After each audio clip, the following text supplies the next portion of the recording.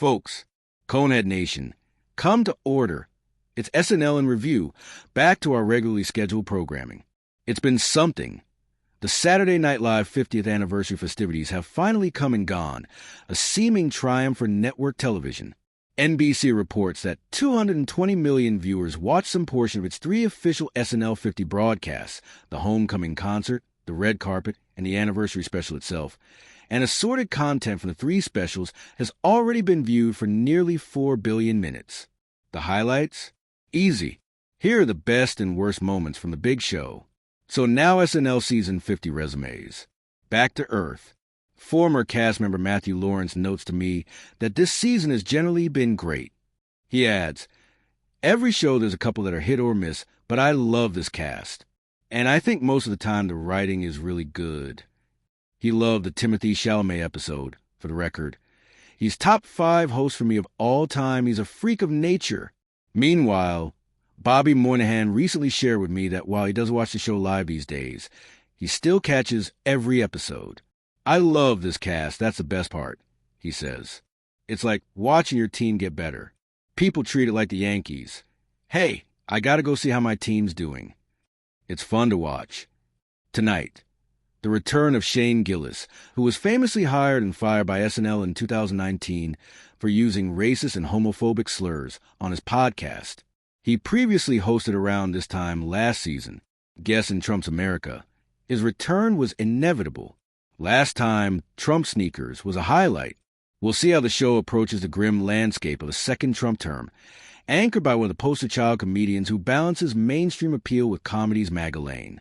Also returning tonight is musical guest Tate McRae, who appeared in season 49 as well during the Jason Momoa episode. Elon Musk cold open.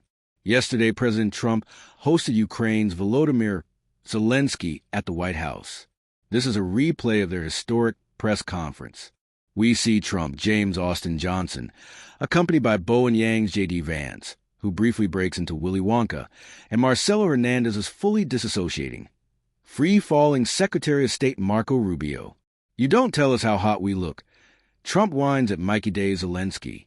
Lots of paint-by-numbers references to recent moments, including the Oscar-nominated Honora. Not much as a concept. Awkward. One surprise. Mike Myers pops up as a chainsaw-wielding Elon Musk. I guess Myers is taking over for Dana Carvey. I'm so comfortable with all that. Johnson's Trump muses after Myers rants in a roughly South African accent. He has the facial expressions down at least. Andrew Dismukes appears as his intern. Big balls. It's concerning to see the slide back into surprise cameo land in these cold opens, especially when the concept is so paper-thin. I did not find this funny, given the embarrassing spectacle of the Ukraine ambush/press conference, but Myers being back is welcomed. Shane Gillis stand-up monologue. Gillis is bummed we won't see Trump debate again. He likes Trump's 5th grade level ideas, including the Gulf of America renaming and the U.S. potentially annexing Greenland, and ponders whether the Vikings' trick on Iceland/Greenland is still working today. The crowd is unsure of him. He compares being liberal to the Sith, which is funny. He shifts guys to white guys asking their girlfriends if they've ever dated a black man.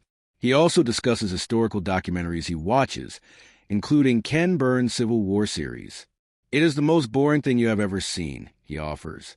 He name-drops historian Shelby Foote, which is very specific and kind of cool. Winery tour. Shane Gillis is James. He's on a wine tour with his parents and hot girlfriend, played by Heidi Gardner. She sees an orange tree and asks him to take her picture. He obliges, and she keeps requesting different takes. Laughing boomerang, one for the veterans. She thinks she looks like Michael Cera. So the direction is, be a man, she instructs. She's increasingly deranged and persistent. It's classic Heidi. I like that this isn't just on Update, but allowed to be a sketch. I like this, watch it. Matthew Lawrence has been a big fan of Heidi Gardner's work this season. In every sketch she's in, she's really funny, but she's really different. I think she's amazing. Couple beers. A few months ago, anxiety and desperation were taking over Gillis' dad character's life. But couple beers is a perfect antidote. This is pretty funny. Good stuff. Midday News 2. In Westlake, There's a gang-related shooting. Kenan Thompson and Ego Newton are relieved the assailants are white. Likewise, there's an investigation into meth activity in a quiet suburb. They are thrilled. In another story, the person is named Ethan, making it 3-0 against the white folks on the broadcast. It becomes a competition against Shane and Heidi Gardner, complete with references to Shabuzi and a teacher falling in love with her student. Pretty funny. You guys are the chicken people, Gillis mutters at one point. Good game. Silly, I like it. Gillis has been teamed with Gardner a lot already this episode. The Maryland references suggest Ego's involvement here. Dad's house. It's PBS Kids and it's Dad's weekend with the kids. Gillis Christopher is excited and sober. His sad kids are visiting. The word of the day is alimony. White guy, Mr. Robinson's neighborhood. Vibes here. His breakfast is Vienna sausages with syrup. Heidi Gardner voices Bridget, his puppet friend. Christopher calls his ex-wife, which makes this a bit like the Denise show. Please don't destroy the sound.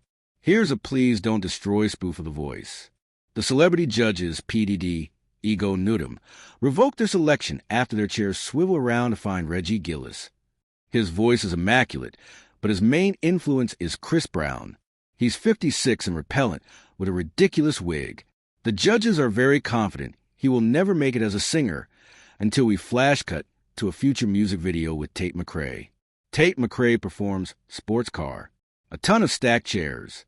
Sports Car was released in January as McRae's third single from her third studio album, So Close to What.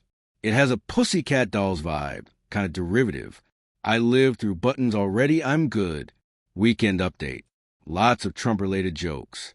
Lots of Elon Musk jokes. AI videos. RFK Jr. Michael Che has outlived Lester Holt and Joy Reid at NBC, which is funny. He also makes a funny joke about Silk Sonic, dressed in a theater usher outfit.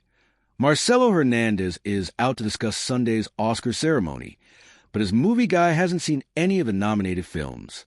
He wants to talk about cartoons like Popeye and SpongeBob instead. Not too funny. Am I right, guys? Angela, Sarah Sherman, is getting married to Greg Devin Walker when her ex-Brad Gillis interrupts their service. He wishes them well, but wants to redeem one thing before he goes away forever. In 2020, he got her usher tickets, and in return, she shared an IOU for one open-eyed hand job. Before this wedding, she made a vow to Brad. Seems she has given coupons to everyone. Greg, her best friend Gail, her dad. I'm sorry I'm cheap. Angela confesses. This is cute. Sherman holds it together.